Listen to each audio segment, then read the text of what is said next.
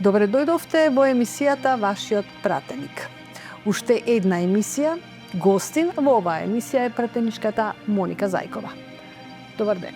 Добар ден и благодарам на поканата и можноста. Така, вие сте по професија магистар од областа на граѓанското право. Ве гледаме вете втор пратенички мандат. Можете ли да се присетите на вашето искуство претходно, како што работевте?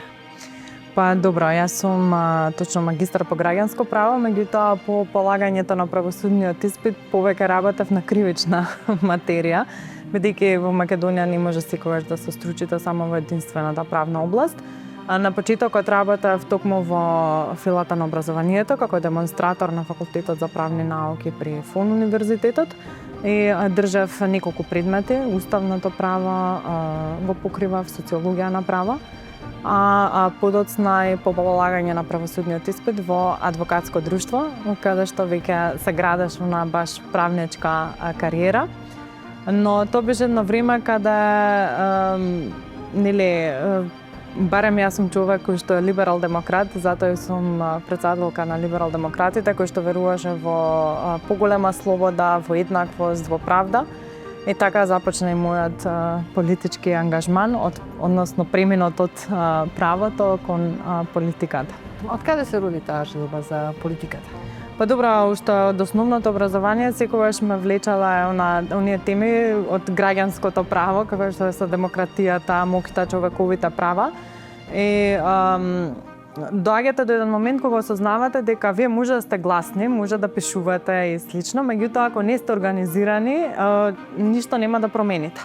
Поривот да се промени нешто и да се слушне таа гласност, ме натера да влезам во организирана заедница или во политичка партија, тогаш уште беше во дел од младината, бидејќи бев и председател на младите. И со моите, како да кажам, колеги со кои што делим исти вредности и принципи, заедно организирано се бориме за промени во општеството. Така. Вие сте од генерацијата на помлади политичари. Колку е тешко да се биде жена пратеник во овие наши македонски услови? Покрај толку социјални мрежи. Знаете како, многу е предизвика, не можам да кажам сега дека е енормно тешко, меѓутоа предизвика бидејќи јас ја имам таа среќа да сум и пратеничка и единствена жена председателка на политичка партија во моментот во Македонија.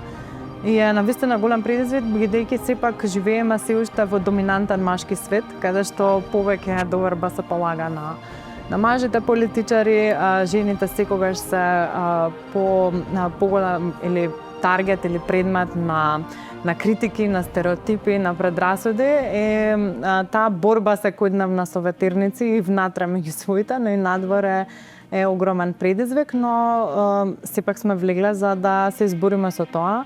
А кај мене па упорноста и страјноста е еден од клучните елементи наследен од семејството, така што мислам дека сега повеќе од кога и треба на Македонија и повеќе жени и поголема борба. Сега да прашам, значи, вие се пронајдовте во политиката, но тешко е за жена во политика, нели, од милион причини. Како поминавте вие со оваа ваша желба во семејството? Па добро, семејството секогаш е најголема поддршка. Ако немате поддршка од семејството, тогаш воопшто не почнувате во оваа професија, бидејќи сакале или не келе, тие се некако индиректно инволвирани во се она што ви се случува. Вие спомнавте социјални мрежи, не може да останат имуни, особено во денешно време на социјалните мрежи, каде што и вашата мајка и татко ќе прочитаат низа на погрдни коментари за вас од луѓе кои што воопшто не ве познаваат. И сепак тоа ги допира родителите особено. Нормално дека и сите останати во семејството, но токму од семејството ја влечам најголемата поддршка. Токму од семејството имам наследено принципите на честност, на истреност, на упорност и за тоа сум многу благодарна и мислам дека баш тие работи се оние кои што постојано ме водат во политиката и заради кои што останав втор мандат во политика. Родени сте во Скопје? Така. Како скопјанка, во која населба живеете? Па јас сум родена во населба Чаер, моментално живеам во центар. Така, колку самата обкружување влијае за да се изгради една личност? Многу влијае. Тоа можам да го видам како дете кое што растало во Топанско поле, тоа е општина Чаир, каде што е населба со мешани етникуми, населба на соживот и на вистина моите размислувања и размислувањата на оние кои што растале во, ајде да кажам, етнички чисти средини не се исти. Бидејќи мислам дека голема мера за мојот прак на толеранција, за почитување на различностите на другите наши сограѓани има големо влијание обкружувањето во кое што растев.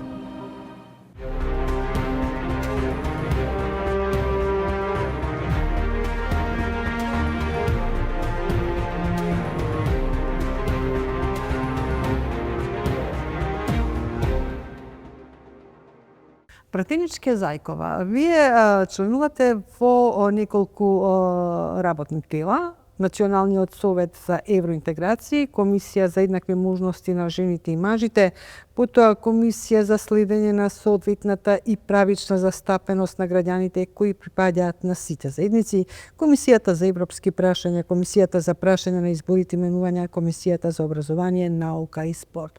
Потоа членувате и во групи за соработка, како што е пратеничката група на Македонското собрание за соработка со парламентот на Индија, потоа со парламентите на Балтичките земји, Република Естонија, Република Латвија и Република Литванија, потоа пратеничката група за соработка со парламентот на Кралството Белгија, исто така член сте во делегацијата на Македонското собрание во парламентарното собрание на Организацијата за безбедност и соработка во Европа.